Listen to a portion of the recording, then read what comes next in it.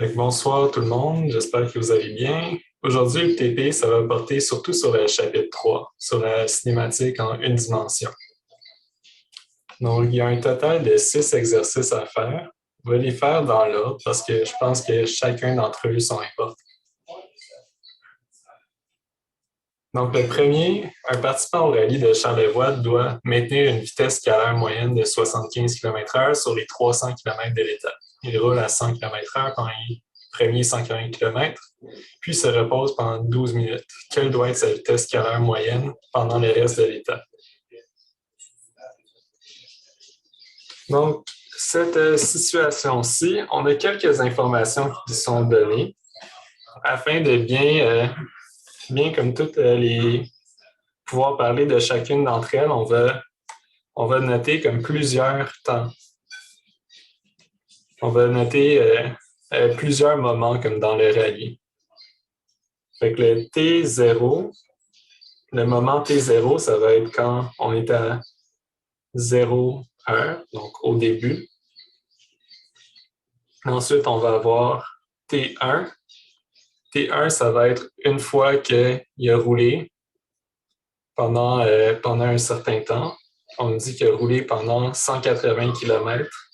Et ça, c'est comme la distance, fait qu'il va falloir trouver le temps. Le T2, ça va être quand il va repartir, parce qu'il s'arrête pendant 12 minutes et ensuite il repart. Donc T2, on ne sait pas c'est quoi, mais on peut marquer que c'est T1 plus 12 minutes. 12 minutes, c'est quoi en heure? C'est 1/5 d'une heure. Donc c'est 0,2 heures. Et finalement, T3, ça va être la fin du rallye.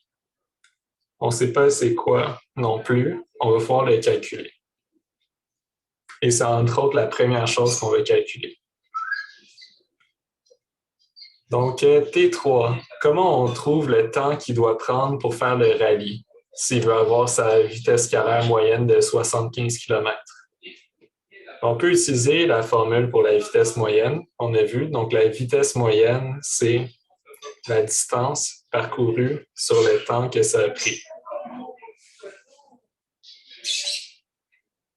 Donc, c'est comme un delta. Mais je ne vais pas mettre un D. Je vais mettre un X juste pour comme que ça matche un peu plus avec ce qu'on voit. Puis un delta T. Donc, on peut réécrire ça pour isoler notre delta T ici. Et on trouve que c'est delta X sur la vitesse moyenne. Jusqu'à date, ça va? Oui. Donc, delta T ici. Le delta T qu'on va choisir, on va choisir l'intervalle de temps de l'ensemble de la course. Ça va être T3 moins T0. Donc, T3 moins T0, mais T0, on a dit que c'était 0. Ensuite, le delta X. Le delta X, on sait que c'est 300 km parce que le rallye fait 300 km. Et finalement, on a le V. Le V, c'est la vitesse qu'il doit prendre en rallye. Il faut que ça soit au minimum 75 km. Donc, pour avoir le temps maximal qu'il va prendre, on va mettre la vitesse minimale ici. Donc, c'est 75 km par heure. Ce qui nous dit que son temps, c'est 300 divisé par 75, ce qui fait 4. Les kilomètres s'annulent, il reste des heures. Donc, T3, ça va être 4 heures. Maintenant qu'on l'a trouvé, on peut le rajouter.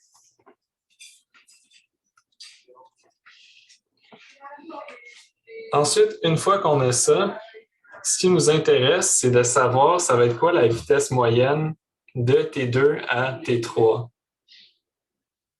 Mais pour ça, on a besoin de savoir ça va être quoi le delta T ici. Donc, on a besoin de savoir c'est quoi T1 pour trouver T2, pour pouvoir trouver notre delta T. Donc, ça, c'était pour T3. Donc, maintenant, on va essayer de trouver T1. Pour trouver T1, on peut faire encore la même chose. Donc, on a delta T est égal à delta X sur V. Cette fois-ci, on va choisir l'intervalle de temps de T1 et de T0. Donc, T1 moins T0. T0, c'est 0. Et ensuite, pendant cet intervalle de temps, quelle distance il a franchi? Ils nous disent qu'il a franchi 180 km à une vitesse de 100 km/h. Donc, ça va nous faire 180 km sur 100 km/h. Je vais juste rajouter quelque chose ici. Donc, on trouve que... Excuse-moi, avant que vous Oui. continuez, d'où est-ce qu'on a 180? 180, c'est dans le problème. C'est ici. Ah, ok. Donc, avant de s'arrêter, il fait 180 km à une vitesse de 100 km/h. Donc, ceci, ça nous donne que le temps qu'il a pris, c'est 1,8 heures. Donc, maintenant, on a trouvé notre T1. Notre T1, c'est donc 1,8 heures. Ensuite, le T2, on sait que c'est T1 plus 1/5 d'heure. Parce qu'on nous dit qu'il se repose pendant 12 minutes. Donc, on peut le remplacer. Maintenant qu'on l'a trouvé lui aussi. Ça nous donne 2 heures. Et ensuite, on veut savoir ici à quelle vitesse il va devoir aller. Donc, on peut faire la même situation. On peut faire les mêmes équations. Donc, on va utiliser de T2 jusqu'à T3. Donc, on a V est égal à delta X sur delta T. Ici, notre delta X, c'est les kilomètres qui lui restent à parcourir. La course fait 300 km. Donc, et il en a déjà fait 180. Donc, ça nous donne 120 km. Et le tout, il va devoir le faire en 2 heures, parce qu'entre 4 heures et 2 heures, il y a 2 heures de différence. Donc, on trouve la réponse qui est de 60 km/h.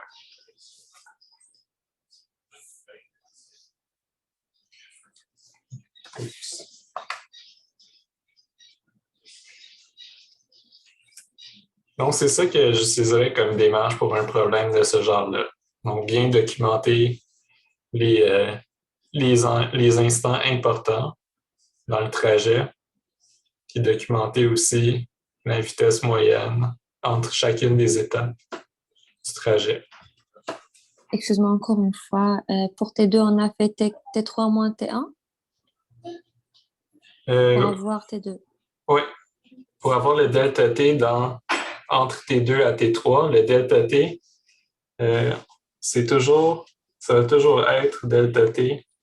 C'est le temps final moins le temps initial. Ouais. Moins le temps initial. Donc ici, notre temps final, c'était T3, et 4 heures. Et notre 4 heures. Et notre temps initial, c'était 2 heures. Donc 4 heures moins 2 heures, ça me donnait notre 2 heures ici. Est-ce que ça répond à la question? Le temps initial, c'est pas T1, c'est pas 1,8? Ici, c'est qu'on cherche, on cherche entre T3 et T2. Parce qu'à T1, c'est là qu'il a décidé de s'arrêter pendant 12 minutes. Ok, d'accord. Nous, on cherche la vitesse pendant le reste du trajet. Mais je comprends. Merci. Okay. Donc, c'est ça le premier problème.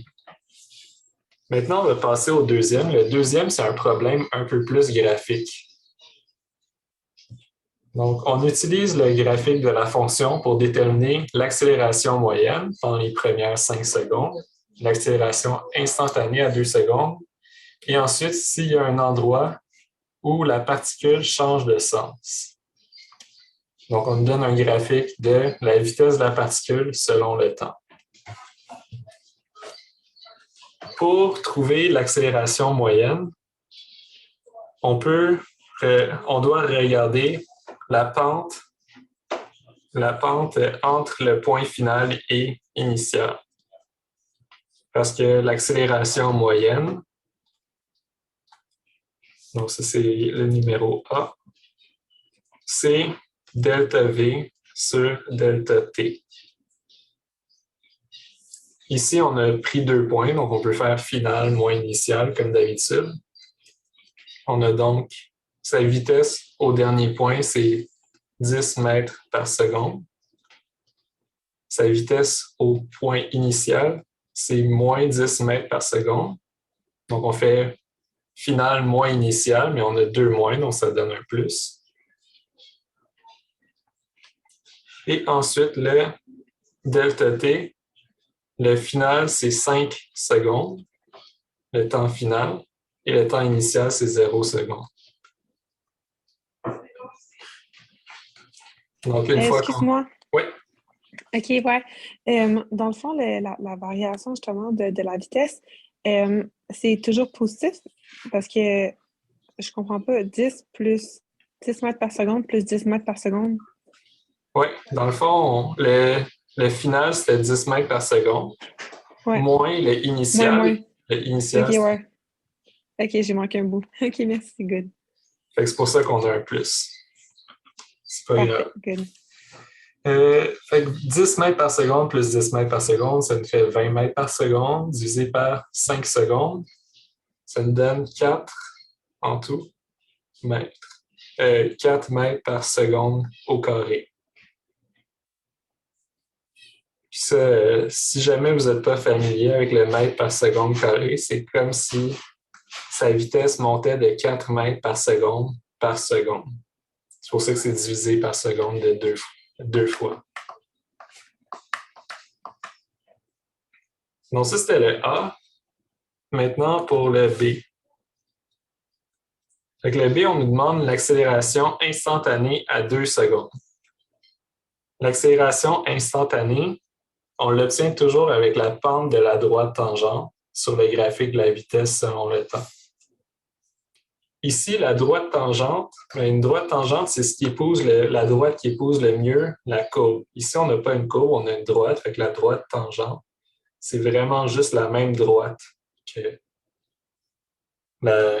est en rouge. Je n'ai pas réussi à la tracer exactement dessus. Ouais. Ça serait la même. Et là, on doit calculer la pente de cette droite-là. Donc, on choisit 2 points d'intérêt. On va choisir celui à 2 secondes et celui à 4 secondes, par exemple. Puis on trouverait que l'accélération instantanée à 2 secondes, ce serait la vitesse finale. Mais un des points de la droite, on peut dire que c'est la vitesse finale parce que ça ne le sera pas toujours, par exemple, si on la met sur une courbe. Donc, le point final moins le point initial. Donc, le point final, c'est 10 mètres par seconde moins 0 mètres par seconde. Et le tout, c'est sur 4 secondes, qui est comme notre temps final, moins le 2 secondes, qui est notre temps initial. Donc, des secondes en bas et des mètres par seconde en haut. Ce qui nous fait, quand on le calcule, ça fait 10 divisé par 2, donc 5 mètres par seconde à la 2. Ensuite, la question C, c'est une question qui peut être piège des fois, parce qu'en regardant ça, comment on peut savoir que la particule change de sens? Est-ce que c'est quand la courbe descend? Est-ce que c'est quand la courbe monte? Mais pas vraiment. C'est quand la courbe croise l'axe des abscisses. Ici, le temps.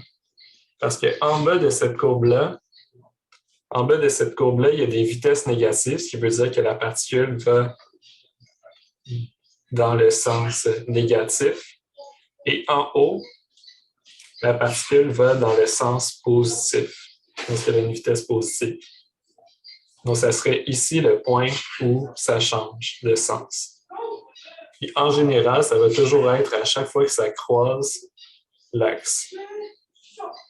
À chaque fois qu'on a un zéro et que ça change de en haut en bas ou de en bas en haut, on va avoir une particule qui change de sens. Fait que la réponse, ça serait oui à 2 secondes. Est-ce qu'il y a des questions sur ce numéro-là? Parce que je trouve que je suis allé quand même vite. J'espère que j'en ai pas perdu. La vérité, je n'ai pas compris. OK, ouais, vas-y. Est-ce que tu as une question? Lequel qui n'était pas clair? Le A, le B ou le C? Moi, c'est juste le C, en fait. Je n'ai pas bien compris la vérité. OK. Donc, on va se dessiner un objet plutôt que, pas une voiture, parce qu'une voiture, ça ne recule pas tout seul, il faut changer de quoi. On va se dessiner, par exemple, une balle qui va dans les airs. Donc, une balle qui va dans les airs, pendant un certain temps, sa vitesse va être positive parce qu'elle continue à monter. Après un certain temps, elle va être rendue en haut de sa trajectoire et elle va commencer à retomber. Et la différence entre les deux directions, c'est que sa vitesse est positive dans un sens, puis la vitesse est négative dans l'autre sens. Donc ici, dans le graphique, c'est représenté par le fait que la vitesse ici est négative pendant un moment et ensuite elle devient positive. Fait que la transition entre les deux, ça serait le moment où elle est immobile et elle change de sens ensuite. Est-ce que c'est plus clair? Oh, oui, c'est bien clair. Oui, merci. Okay. Bon, on va passer au prochain numéro. Fait que l'exercice 38.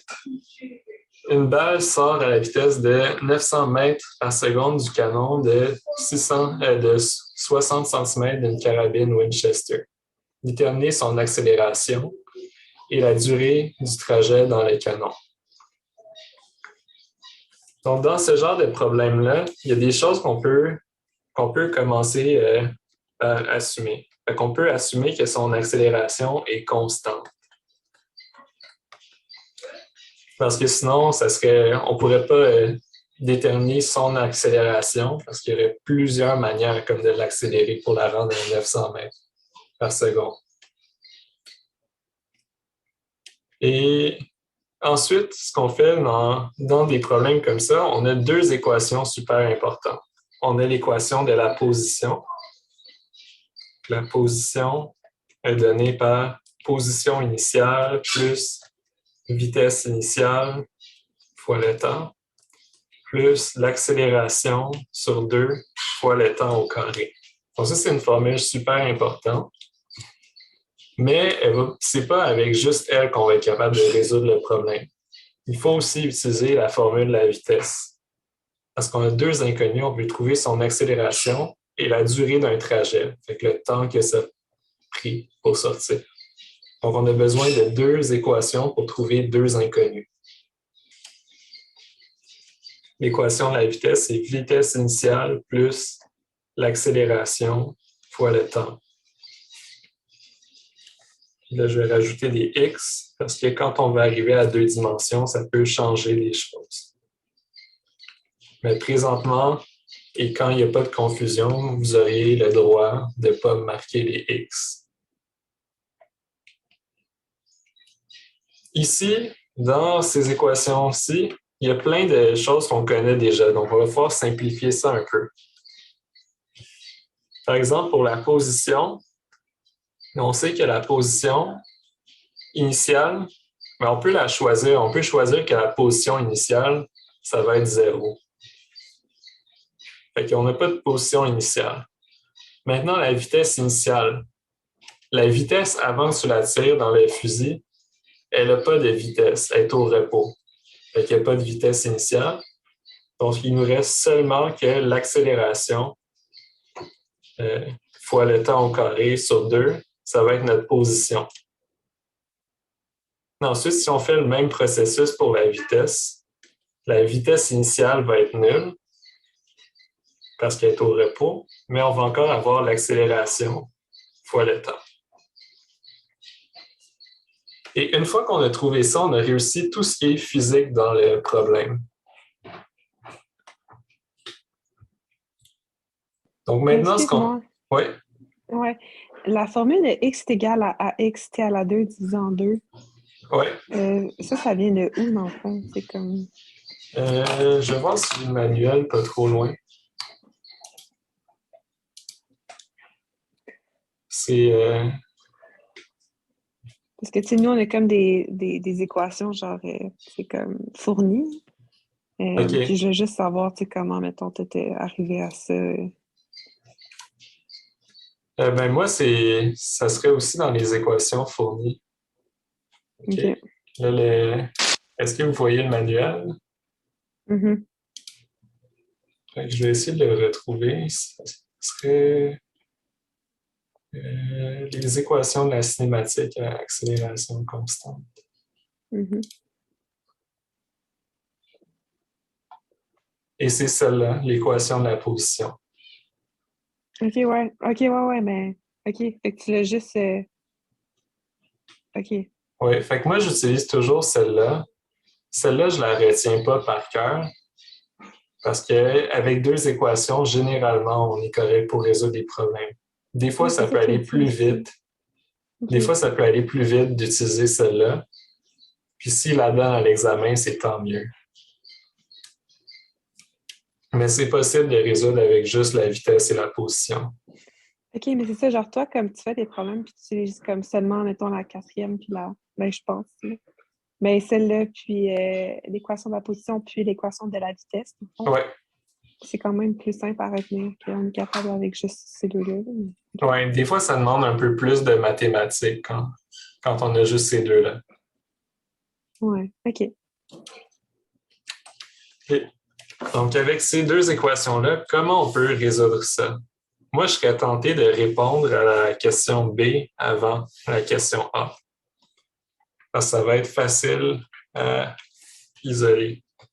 Fait que si on prend l'équation de la position, on a x est égal à ax. Puis là, je vais écrire t comme t fois t. Puis le tout sur 2. Mais ce qu'on peut se souvenir, ce qu'on peut remarquer, c'est que v de x, vx est égal à axt. Fait qu'on a le droit de le remplacer ici. Fait qu'on peut écrire x est égal à vx t sur 2. Et ensuite, on a assez de données pour trouver le temps. L'accélération, on va dealer avec plus tard. Fait que si on isole le temps, on se retrouve avec 2x sur Vx est égal à t. Et dans notre cas, on nous dit qu'au moment de sortir du fusil, la position, c'est 60 cm. Donc, on peut dire que ça va être 2 fois 0,6 mètres. Et le tout divisé par 900 mètres par seconde. Et ça, je ne peux pas vraiment le faire dans la tête, fait que je vais sortir la calculatrice. On va le faire 2 fois 0,6 divisé par 900. Quand on met les calculs à la calculatrice, c'est toujours bien de s'assurer que les unités matchent. Comme si on l'avait laissé en centimètres, ça n'aurait pas marché. Puis on trouve cette réponse-ci. Fait qu'on va l'écrire tout de suite. Fait que c'est 0,0013333, puis ça continue de même. Donc ça, c'est le temps, puis c'est en secondes. Fait que ça, c'est le temps, l'instant à laquelle la balle est sortie du fusil. Fait que maintenant, avec cette information-là, on peut résoudre facilement pour l'accélération.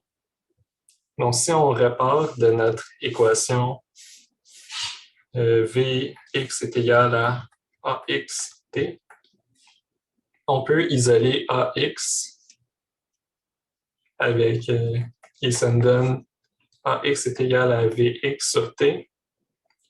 Puis si on décide de remplacer ici, on trouve 900 mètres par seconde, il me semble. Oui, sur 0,00133 et ça continue de même seconde. Encore une fois, j'ai la difficulté à faire ce calcul-là dans ma tête. On va l'essayer dans la calculatrice. 900 divisé par 0,00133 avec AC3. Et on trouve que ça nous donne une accélération qui est de 675 000 mètres par seconde carrée.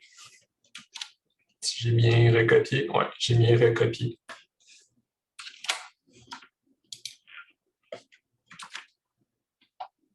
Fait que ça serait ça mes deux réponses. Fait qu'en vert, c'est la réponse pour le A.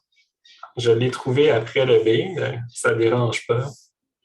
Souvent, on va pouvoir être capable de trouver une inconnue et ensuite trouver l'autre. Et ils vont justement nous demander les deux inconnus. Est-ce qu'il y a des questions sur ce numéro-là? Dans le fond, la vitesse initiale, c'est 0, puis la position initiale, c'est 0. Fait que tu vas juste enlever. Oui. OK, good. Mais la position initiale, c'est que souvent, on a le droit de choisir la position initiale. Laisse-tu choisir mon prénom? OK. Fait que là, si on se place, on fait comme un schéma de la situation. On aurait le fusil. OK, c'est pas une carabine, mais on comprend. Fait qu'on peut choisir que, disons que la balle elle part de là puis qu'elle s'en va plus loin. On pourrait choisir de placer x égale 0 à l'endroit où la balle part pour comme enlever des variables.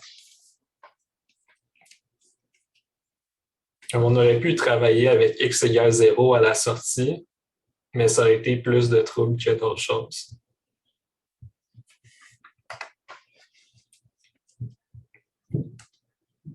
Ensuite, oui. Excusez-moi. Oui. Dans la formule avec position, juste un peu en arrière. Oui. Est-ce que les x est égal à x0? Est-ce que les premiers x est toujours, est-ce que ça compte toujours pour notre position finale? Ou, lesquels x? Les premiers, c'est la première formule. Celui-ci? Non, l'autre avant l'égalité. Celui-là? Ouais. Ça, c'est la position. Fait qu'on pourrait aussi l'écrire x de t comme si c'était une fonction. Mais est-ce qu'on pourrait l'appeler position finale, genre l'autre position initiale? Celle-là, on ne peut pas l'appeler nécessairement position finale parce que ça, c'est la position à un temps t qui est quelconque encore. OK. Fait que si on utilise la notation en variable pour dire position finale, la notation fonctionnelle, on pourrait dire x de t finale. De t finale, comme ça.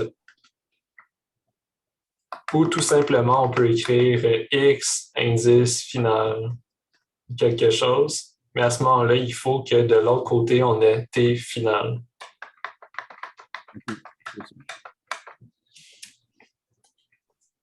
Donc là, l'exercice 48.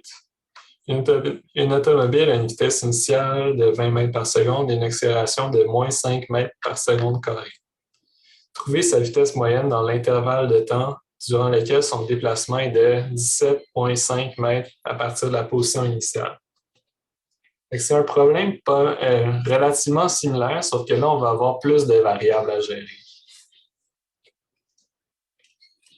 Donc, on nous dit, on peut écrire nos deux équations préférées. Avec l'équation de la position, avec la position initiale, on peut tout de suite décider que c'est 0. Ça va nous simplifier le problème. Ensuite, on a que la vitesse initiale, c'est 20 mètres par seconde. On multiplie ça par le temps et on rajoute l'accélération. L'accélération, c'est moins 5 mètres par seconde. C'est l'accélération fois t au carré sur 2. Ça, c'est notre formule de d'habitude de x est égal à x0 plus vx0t plus ax t au carré sur 2. C'est juste que j'ai tout de suite remplacé les valeurs.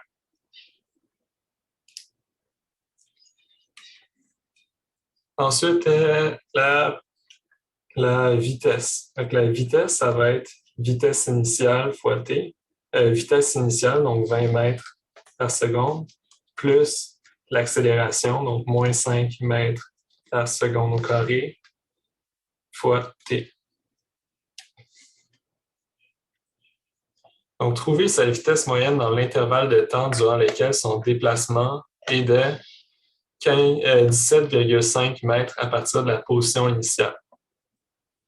Pour trouver une vitesse moyenne, on va avoir besoin d'utiliser vitesse moyenne est égale à son delta x sur son delta temps. Et le problème ici, ce n'est pas le delta x. Le delta x, il nous le donne. Elle a franchi 17,5 mètres, mais c'est le delta t qu'il nous faut. Il faut trouver à quel moment elle va avoir franchi son 17,5 mètres. Donc, pour ce faire, on peut utiliser l'équation de la position et je pense que ça va être tout ce qu'on a besoin dans ce cas-ci.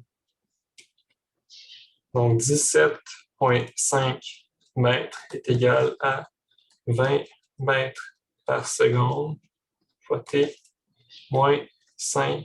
Ben, je peux tout de suite remplacer ça par 2,5. Je divise par 2. Mètres par seconde carré, t carré. Et ici, on a une équation avec une variable. La seule pogne, c'est qu'on a un degré 2. Donc, ça va être un peu plus compliqué à résoudre, mais on va être capable de le faire. Donc, pour résoudre un degré 2, il faut toujours écrire ça comme 0 est égal à un nombre, donc ici, moins 2,5 mètres par seconde carré, fois la variable au carré, plus un autre nombre fois la variable, et finalement une constante. Donc, tout ce que j'ai fait, c'est manipuler l'équation pour avoir la forme désirée. Puis là, on est capable de bien identifier que A est égal. Ça, c'est les A, B, C comme de racine de moins B plus ou moins racine de B2 moins 4AC sur 2A. Donc, on est capable de bien identifier nos valeurs. Ce qu'on pourrait faire pour se simplifier un peu le calcul, peut-être le faire dans notre tête, c'est qu'ici, on a des gros chiffres et des chiffres à virgule. C'est peut-être pas exactement magique pour calculer. Fait qu'on va tout diviser par moins 2,5. Fait qu'ici, moins 2,5 divisé par moins 2,5, ça va nous donner 1. Donc, il va nous rester t au carré. On a encore nos unités, il ne faut pas les oublier. Ici, 20 divisé par moins 2,5, ça va nous donner moins 8. Encore là, on a des mètres par seconde. Et ici, quand on divise par 2,5, on va avoir 7.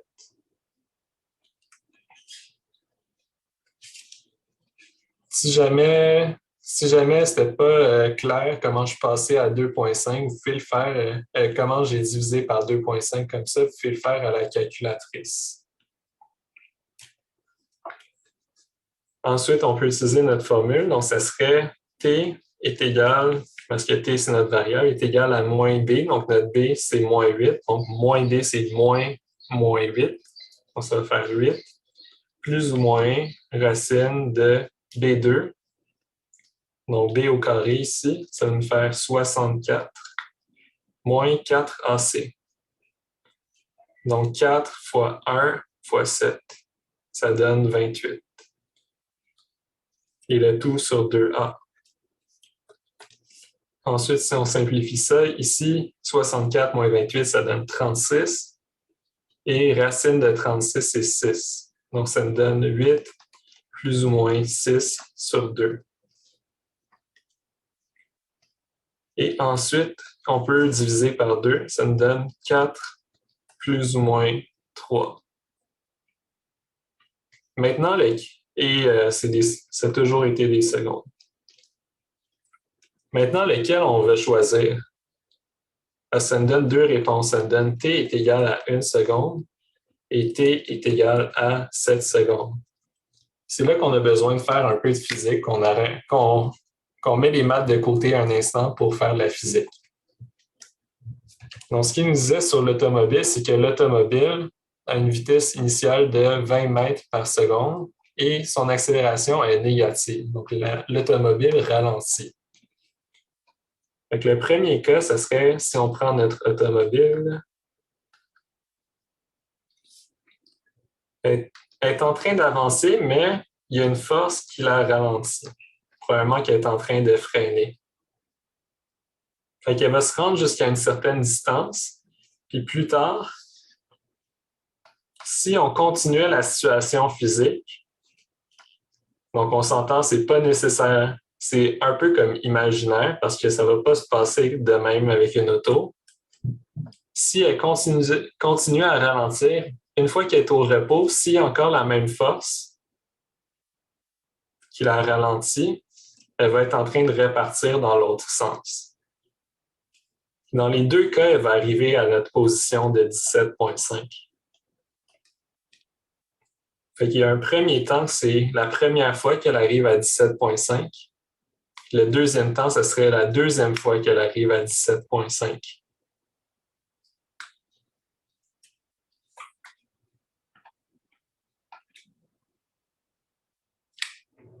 Donc, on trouve que on doit choisir là entre les deux temps. Celui qu'on va devoir choisir, c'est le premier, c'est t est égal à 1 seconde, parce que c'est là qu'elle a franchi son 17,5. Ici, elle a franchi plus que 17,5, puis elle est répartie dans l'autre sens, parce que la physique le permet.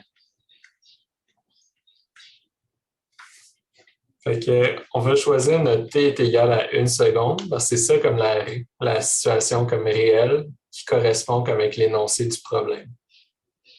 Donc, si on revient à notre vitesse moyenne ici, donc on a trouvé que le t, on a trouvé que après 1 seconde, elle va être rendue à 17,5 mètres. Et on veut faire notre moyenne par rapport au temps initial, où elle était à 0.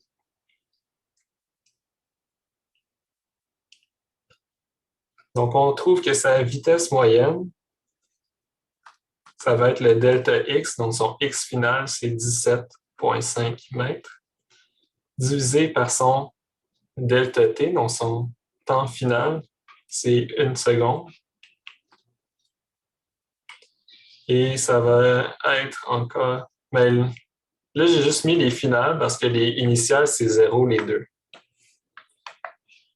Donc, ça nous indique que sa vitesse moyenne, c'était 17,5 mètres par seconde sur cet intervalle-là de temps.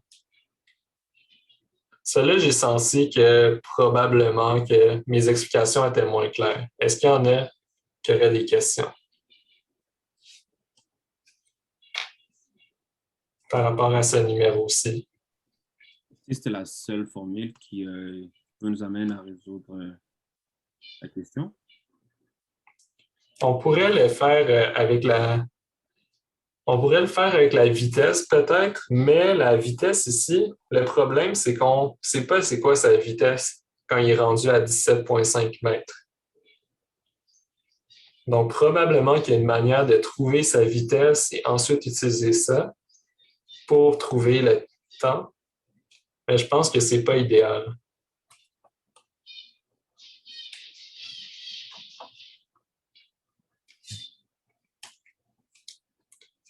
Excusez-moi. Oui. Je n'ai pas très bien compris votre raisonnement derrière pourquoi on prend 1 seconde et pas 7. OK.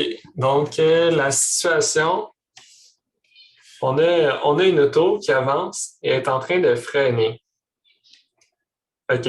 Elle avance, elle va dépasser 17,5 et à un moment donné, elle va arriver à l'arrêt.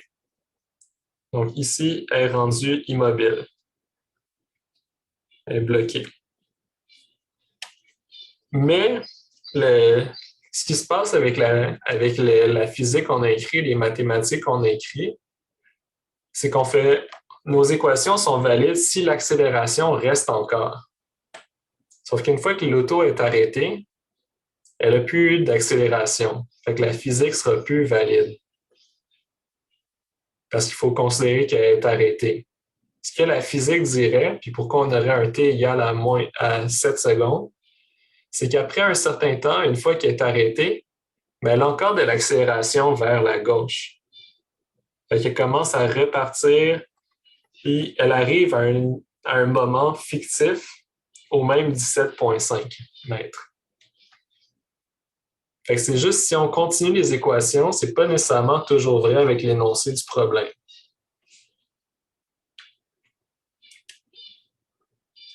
Ok, ouais, j'ai compris, merci. Il y a une analogie qu'on pourrait faire, une situation où ça se ferait pour de vrai. Si on a une bille comme ça qui descend dans un bol, elle sera à un moment jusqu'au sommet de où elle peut aller. Puis la bille, elle ressent encore de l'accélération vers le bas. Fait qu'elle va continuer à descendre. Tandis que dans le cas de notre auto, une fois qu'elle a freiné, elle est fixe. Fait que ça serait, les équations représenteraient peut-être mieux une bille comme ça dans un bol parce qu'elle va revenir à sa position pour de vrai, contrairement à l'auto.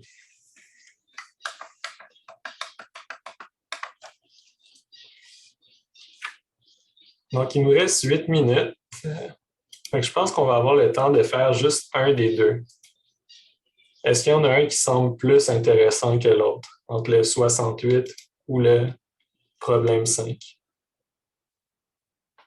Ben, le plus dur des deux, mais je pense qu'il y a deux petites barres sur l'autre, parce que le I, ça veut dire le niveau de difficulté. Je ne sais pas si c'est... OK. Ben, on va faire le 68, parce que c'est aussi comme de la matière différente. Contrairement à l'autre qui est comme la même matière, mais comme en plusieurs phases. C'est comme un problème un peu plus long à faire. Mais c'est les mêmes équations qu'on a vues. C'est juste qu'il faut se fixer comme plusieurs instants auxquels on va regarder les vitesses, les accélérations et les positions. Donc, 68, un objet est projeté verticalement vers le haut à partir du sol. Trouver sa hauteur maximale et la durée totale de son trajet dans l'air, sachant qu'il atteint 50% de sa hauteur maximale en 2 secondes. Dans ce cas-ci, on a aussi des instants qui vont être clés, mais on peut commencer juste par écrire les formules qui vont être utiles. Fait que les objets en chute libre, si vous en souvenez, c'est la même formule que pour la position. C'est juste qu'on va nommer à la place de x, y, parce que y, c'est plus utile pour la hauteur. Et quand on va faire des projectiles, on va avoir x et y. Donc, y, c'est plus adéquat. Donc, y est égal à y0 plus v0y fois le temps, plus, là, dans la chute libre, ça va toujours être la même accélération. Fait que l'accélération, ça va toujours être moins g, l'accélération qu'on va utiliser, où g, c'est la constante de gravitation de la Terre. Donc, g, c'est une valeur qu'on connaît. G, c'est toujours 9,8 mètres par seconde carré. Et on a que la vitesse en y, encore une fois, ça va être la vitesse initiale en y. Et encore une fois, moins g fois t. Le moins, c'est parce que l'accélération de la Terre est toujours vers le bas. Donc ça, c'est comme la norme de l'accélération.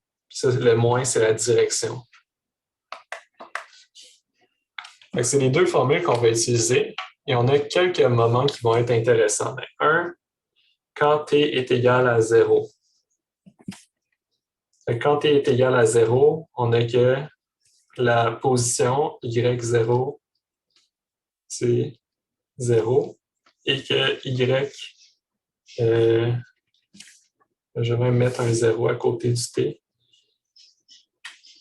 Et que la vitesse en y est aussi... la vitesse en y, ça, on ne la connaît pas encore. On ne sait pas à quelle vitesse il a été projeté.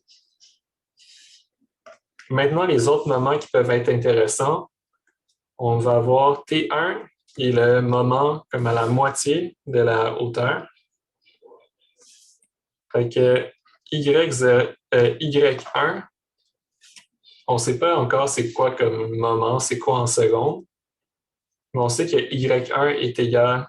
Ah non, on sait c'est quoi. On sait qu'il atteint la moitié de sa hauteur maximale en 2 secondes. Donc, on a 2 secondes ici, si on avait 0 secondes. On sait que sa hauteur, mais sa hauteur, on ne sait pas la valeur exacte, mais on sait que c'est la moitié du max. Fait qu'on va... Là, j'écris Y2. Y2, c'est juste parce que ça va être une autre valeur intéressante. C'était V0Y. Et V1Y, à ce moment-là, on ne le sait pas plus. Maintenant, l'instant final, ça, a priori, on ne le sait pas, mais on va pouvoir le calculer relativement facilement, puis on va se rendre compte que c'est 4 secondes. Fait que ça, gardez-le en tête, puis je vais l'expliquer plus tard pourquoi. Ensuite, Y2, Y2, on ne sait pas plus sa valeur. Et la vitesse 2Y, on sait que c'est nul parce que le projectile, l'objet s'est rendu en haut de sa trajectoire. Par conséquent, il lui reste juste à descendre. Il ne monte plus, il vient juste de commencer à descendre. Donc, sa vitesse, ça va être 0 mètres par seconde. Ensuite, qu'est-ce qu'on peut faire avec ces instants-ci? On veut trouver c'est quoi la hauteur maximale. Et pour trouver la hauteur maximale, on peut utiliser nos formules aux 2 instants pour lesquels on a des valeurs. Fait ici, par exemple, si on prend cet instant-ci, on sait que notre V2Y, donc V2Y, ça doit être égal au V0Y moins G fois 4 secondes. Ah, mais je n'ai pas encore expliqué les 4 secondes. Je vais commencer par expliquer les 4 secondes. Qu'est-ce que j'ai fait? Oups. Il faut juste que je tasse la barre de zoom. Fait que pourquoi 4 secondes? Parce qu'on sait que après 2 secondes, en fait, non, c'est pas 4 secondes. Qu'est-ce que je disais là? Fait que ça non plus, on ne sait pas. Fait qu'on va utiliser les informations qu'on sait. Donc, à T1. T1, qu'est-ce qu'on sait? J'aurais une question en fait. Ouais. Pourquoi c'est pas 4 secondes vu que ça dit que ça atteint la moitié de la hauteur en 2 secondes? C'est parce que la première moitié, il va la parcourir plus rapidement parce qu'il est encore assez rapide. Tandis que pendant la deuxième moitié, il va être moins rapide parce qu'il a déjà commencé à ralentir. Okay. Oui. C'est ça. J'allais donner mon explication, puis j'ai comme fait un saut. Mais donc, si on prend à l'instant T1 est égal à 2 secondes, si on regarde notre équation de la position, on va avoir Y2 sur 2 est égal à Y0. Y0, on a dit que c'était 0. On a V0Y fois T. Mais le T, on a dit que c'était 2 secondes pour ce moment-ci. On va rajouter 2 puis des secondes. Et ensuite, on a moins G. Et le T au carré, ça va nous faire 4 secondes divisé par 2, ça va encore nous faire 2. Fait que moins 2G Ensuite, ça nous dit que y2 est égal à 2v0y est égal à... Je comprends mal. Dans le fond, c'est quoi? C'est quelle équation là, qu'on utilise? OK, c'est la deuxième, en fait. C'est celle-là qu'on utilise, Ah, la position, mais on met dedans les valeurs ici. OK. C'est beau.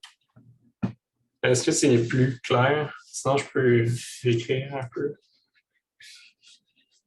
Fait qu'on met les valeurs qu'on connaît. On sait que la hauteur,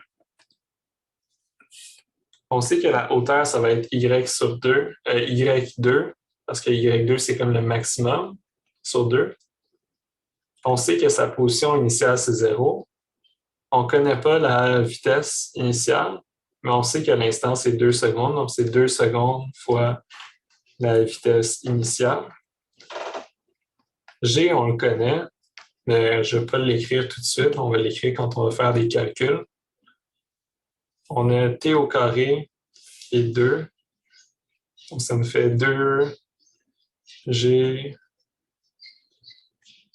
secondes au carré, parce que 2 à 2 sur 2, ça donne 2. Donc, 4 sur 2. Ensuite, avec ceci, on peut isoler y2. Ça va nous être utile.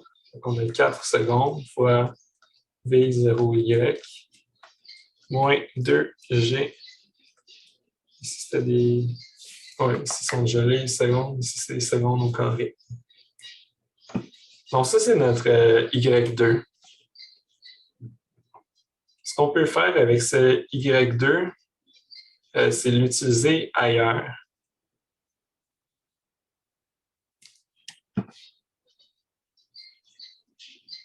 Donc,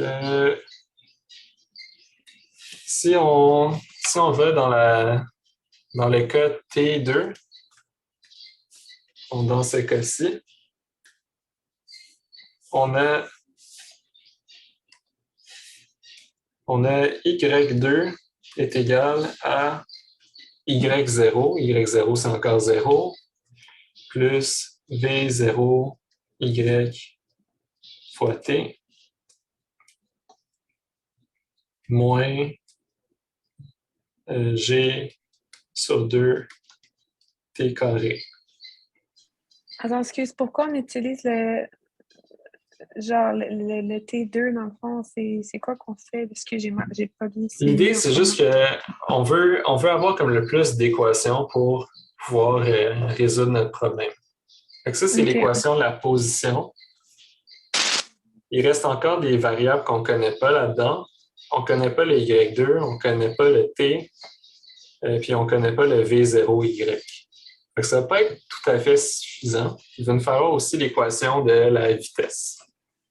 Fait que pour l'équation de la vitesse, on a v2y, on sait que c'est 0, est égal à v0y plus l'accélération, fait que moins g fois t. Ou en d'autres termes, on a v0, ici c'est toutes des t2, parce qu'on considère l'instant t2. Donc ça va nous faire, ça c'est équivalent, c'est la même chose que dire est égal à gt carré. C'est pas un t carré, c'est juste un t. Fait que maintenant, on a 3 équations. 3 équations, ça peut sembler intimidant, mais on a ce qu'il faut pour les résoudre. Fait qu'on peut commencer en utilisant, je vais juste toutes leur donner des couleurs. Donc celle-là, on va la mettre en rouge. Si on utilise l'équation en vert et l'équation en bleu, on va pouvoir enlever une variable. Fait qu'on a y2 est égal à quelque chose ici et y2 est égal à quelque chose. Fait qu'on va se permettre de faire y2 est égal à y2, donc ça est égal à ça. Ça va nous donner que 4 secondes fois v0y moins 2g s au carré est égal à V0 Y T2 moins G T2 à la 2 sur 2. Fait que là, on a juste deux variables. Ça paraît peut-être pas, mais il nous reste juste le T carré et le V0, juste le T2 et le V0Y. Ce qui va nous permettre de résoudre ce problème-ci, c'est d'utiliser la dernière équation qu'on a trouvée. Le V0Y est égal à GT2. Donc, si on rajoute à ça, on injecte l'équation en rouge, on peut remplacer toutes les V0Y par GT2. Ça me fait 4 secondes. Je pense que je vais enlever les unités parce que toutes nos unités sont cohérentes.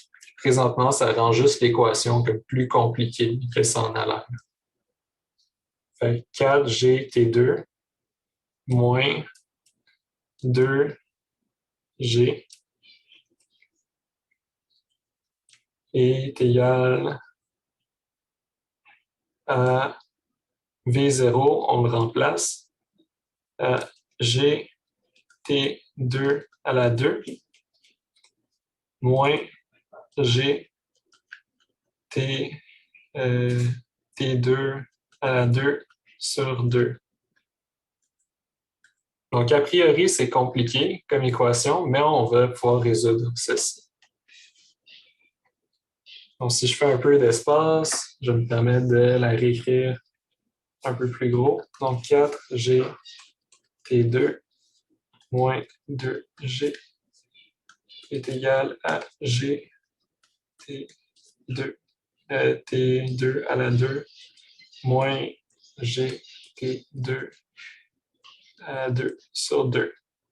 A priori, on voit que dans tous les termes, il y a G. Donc, on va pouvoir enlever G. Donc, on se retrouve avec 4T2 moins 2 est égal à T2 à la 2 moins T2 à la 2 sur 2. On peut faire comme dans le problème précédent, on va mettre ça dans la forme la plus simple, dans la forme pour laquelle on est capable de résoudre. Fait que ça nous fait 0 est égal à T2 à la 2 sur 2. Donc ça, c'est les deux termes ici, combinés ensemble. Moins 4 T, c'est des T indice 2, plus 2, parce que celle-là, on l'a envoyé de l'autre côté. Ensuite, on peut faire notre moins B plus ou moins racine de B2 moins 4AC sur 2A. Donc, on a T2 est égal à moins B c'est 4, plus ou moins racine de B2 c'est 16, moins 4AC. Donc, 4 fois 8, ça donne 8 divisé par 2, ça donne 4. Et le tout sur 2A, donc 2 fois 1/2, ça va nous donner 1. Donc, on trouverait T2 est égal à 4 plus ou moins racine de 12. Ce qui est un peu plus compliqué, on peut le faire à la calculatrice. Donc, 4, en fait, c'est le racine de 12 qui est dérangeant. La racine de 12, c'est quoi? C'est 3,46. Fait que T2 est égal à 4 plus ou moins 3,46. C'est des secondes. Fait que on a trouvé c'est quoi le T pour lequel pour le T2. Fait que le T2, c'est quoi dans ça? Le T2, c'est la durée totale du trajet. En fait, je pense que j'ai fait une erreur quelque part. Je vais juste chercher parce qu'il ne devrait pas avoir deux valeurs de T2. Il devrait juste en avoir une.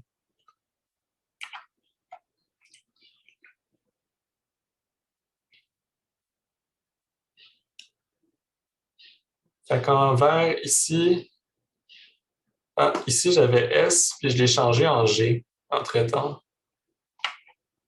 Ah non, le G, il vient de V0. OK.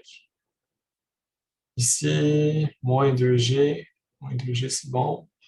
G était carré. Est-ce que mes autres équations sont fausses?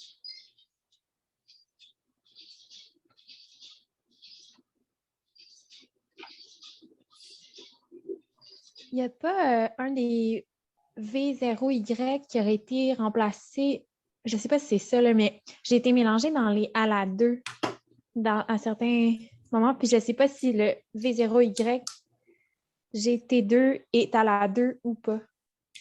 Ça. OK, ouais. On va prendre ici. Donc, ça, c'est à la moitié du temps. Il a fait 2 fois sa vitesse initiale. Moins 2G. Ça vient du fait qu'après 2 secondes, on a 2 au carré. Donc, celle-là est valide. Ça ne va pas avoir un divisé par 2 sur le 2G?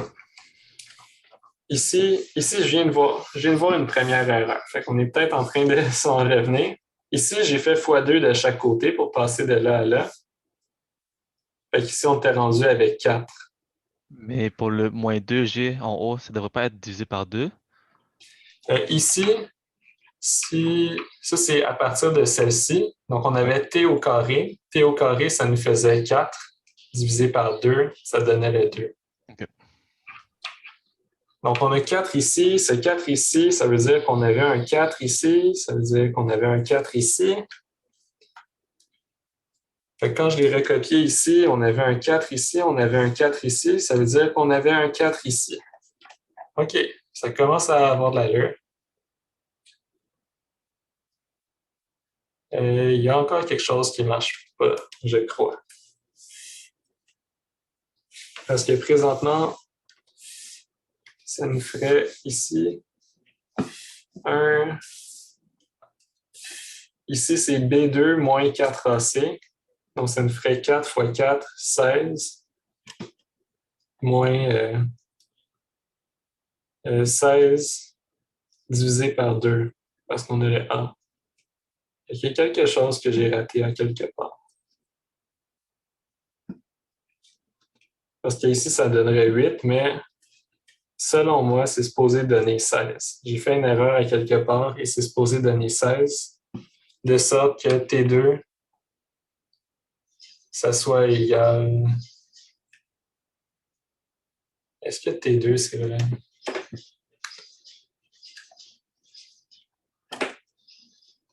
En fait, on va continuer avec ça. Je pense qu'on a les réponses dans le manuel. Donc, on a 8 ici.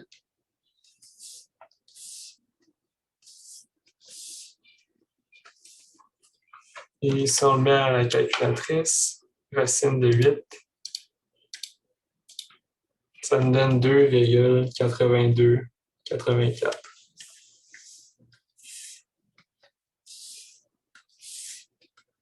« 2,8284. »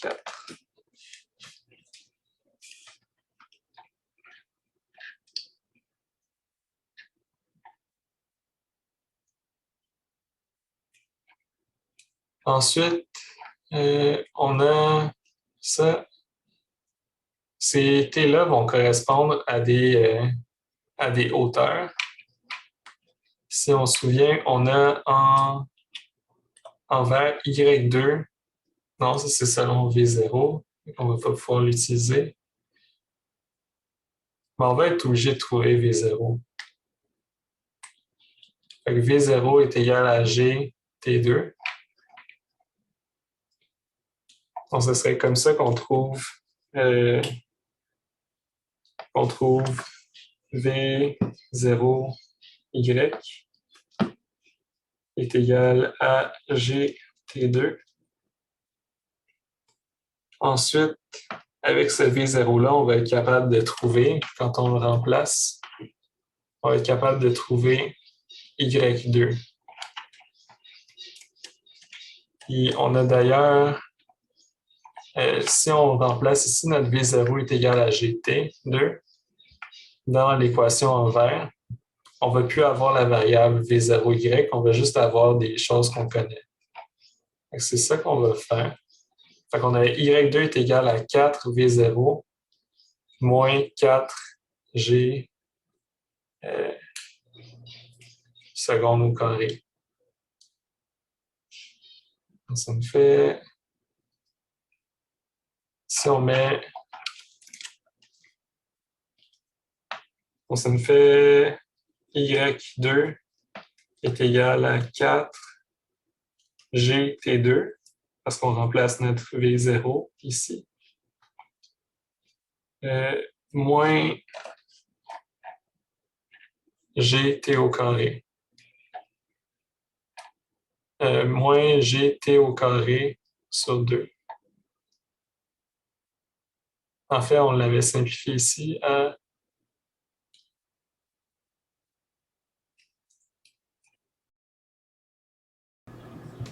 bon, c'est moi, post-production, la vidéo, qui vient dire qu'en fait, on avait la bonne démarche. Fait que si on regarde, on a les mêmes affaires. Fait qu'au début, T initial, c'est 0 secondes.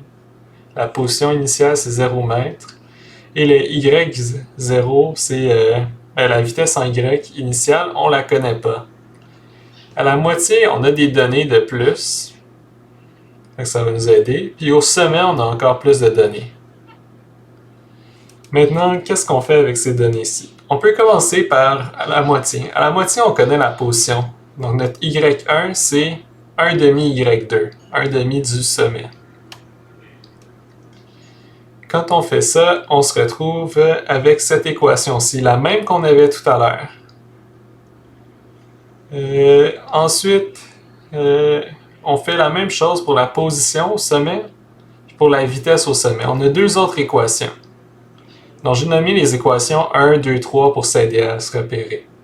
Fait qu'avec 1 et 2, on voit en bleu 1 et en vert 2. On a les deux équations comme ça. Et on l'avait fait tout à l'heure. On avait simplifié ça. Je vais zoomer un peu, ça va peut-être aider.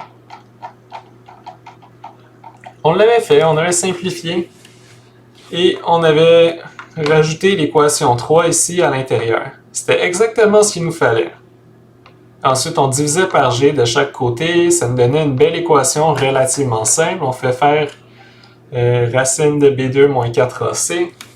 Ça nous donnait que notre T2, c'était... C'est là qu'on trouvait que c'était étrange comme réponse, mais j'ai remarqué que c'était juste quelque chose que j'avais mal lu dans la question. Et que ça fait qu'on a la bonne réponse. Mais on n'était pas certain. on savait pas qu'on l'avait. Fait qu'on a B2. B2, c'est notre ici, notre moins 4 au carré. Donc 16 moins 4AC, c'est 8. Parce que c'est 4 fois C, ici 4. Donc 16 divisé par 2 pour le A. Le tout sur 2A, mais 2A c'est 1. Donc ça nous faisait 4 plus ou moins racine de 8 secondes. Alors là, je te dis, pourquoi on a deux réponses? Je comprends pas. Est-ce qu'on a vraiment deux réponses? Puis l'idée, c'est que oui, parce qu'on a deux situations physiques qui sont représentées par la situation qu'on avait. Fait que la première situation, c'est notre projectile monte dans les airs, puis après 2 secondes, il est rendu à la mi-hauteur. Ensuite, il continue jusqu'à atteindre le sommet, puis il redescend. Donc ça serait Y2 sur 2, et ça serait Y2. Donc ça nous fait comme un graphique qu'on pourrait avoir de la trajectoire. Ça, c'est selon le temps. Mais l'autre réponse à laquelle je n'avais pas pensé, que ça m'est venu un peu plus tard, c'est que ça nous dit que c'est à la mi-hauteur, mais on ne sait pas si c'est à la mi-hauteur en remontant ou en descendant. Donc on va se dessiner un graphique où c'est plutôt en descendant que c'est arrivé à 2 secondes. Donc notre 2 secondes, il est vis-à-vis ici. Et encore une fois, on a notre mi-hauteur ici et notre hauteur totale. Donc, ce serait l'autre situation. Lesquels correspondent à quoi? Donc, le T2, j'étais tenté, à cause qu'on avait écrit T2, de penser que ça se passait toujours après l'autre. Mais dans cette situation-ci, il arrive à la mi-hauteur après 2 secondes, mais après avoir atteint le sommet. Donc, celle-ci, ça serait la situation de 4 moins racine de 8 secondes.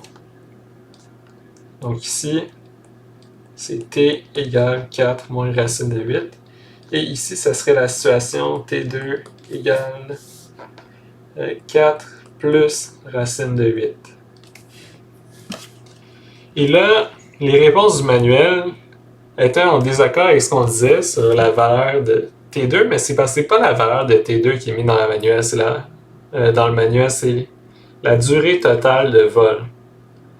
Donc la durée totale de vol, T2, elle s'est rendue jusqu'en haut, et T2, plus tard, elle est tombée à terre. Donc la durée, en fait, le T qui est cherché, c'est égal à 2 fois T2. Et c'est comme ça, si on sort la calculatrice, laissez-moi juste sortir la calculatrice. Oups. Donc je vais rajouter une calculatrice. C'est capture de fenêtre.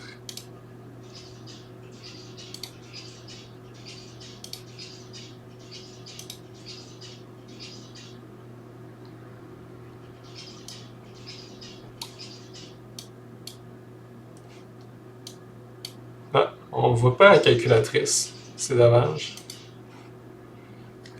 Mais si on le calcule à la calculatrice, je vais sortir ma calculatrice.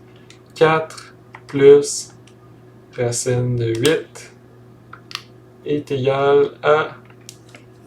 Donc ici, c'est égal à 6,82, 84, etc. Et quand on le double, on trouve une valeur de... Bon, ça nous ferait ici à gauche est égal à 13,6569. Et dans l'autre situation, on aurait 4 moins racine de 8.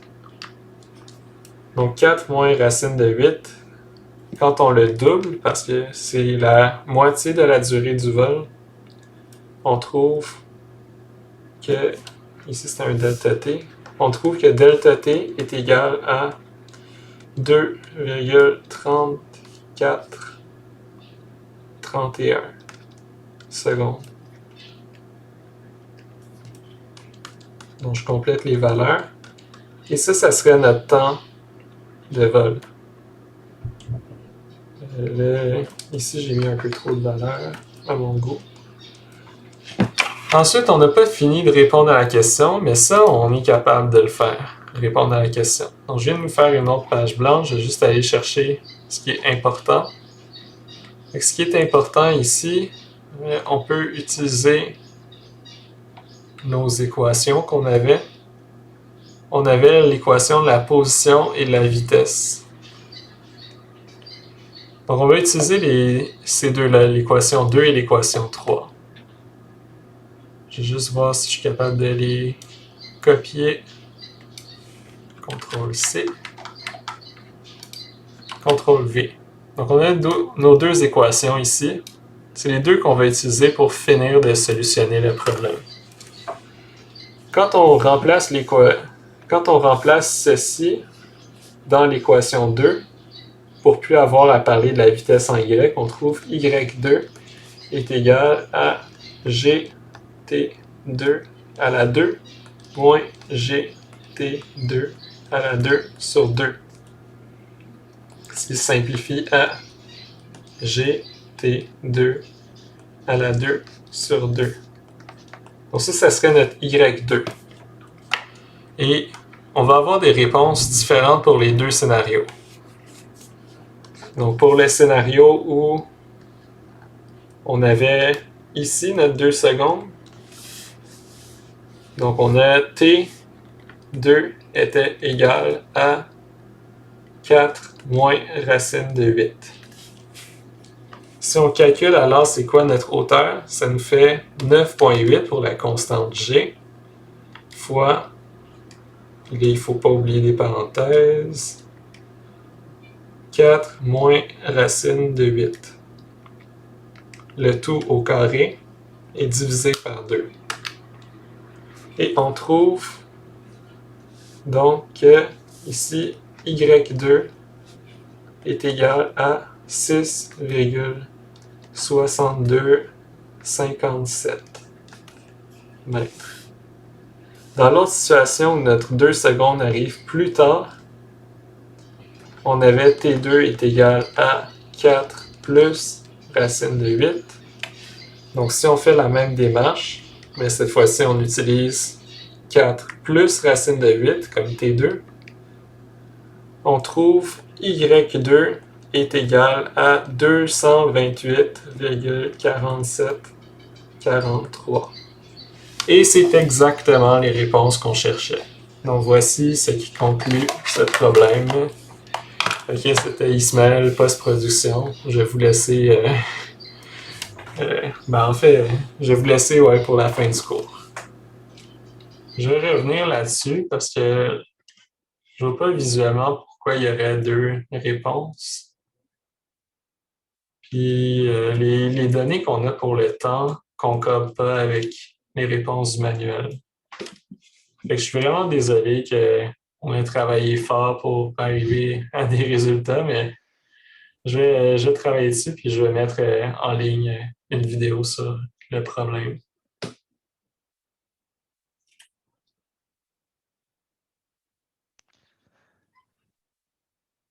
OK. Ben, on a déjà dépassé de pas mal de temps le TP. Fait que si vous avez des questions, n'hésitez pas à les poser. Je vais rester encore un certain temps parce que c'est moi qui ai pris sur votre temps et pas l'inverse.